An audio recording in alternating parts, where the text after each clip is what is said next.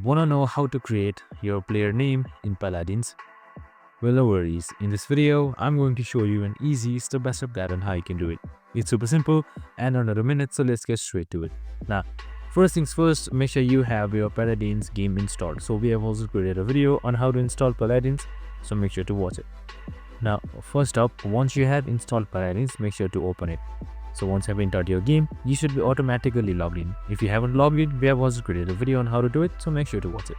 So once all of it is done, here you should be seeing create your player name. And right here you should be seeing an empty box, so you can just simply type in your username anything right here. So once that is done, make sure your username is unique and then select submit right here.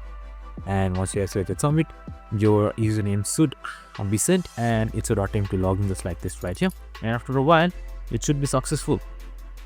And that's it. I hope this video helped. If it did, make sure to like, subscribe and tune in with us for more of these videos. See you in the next one.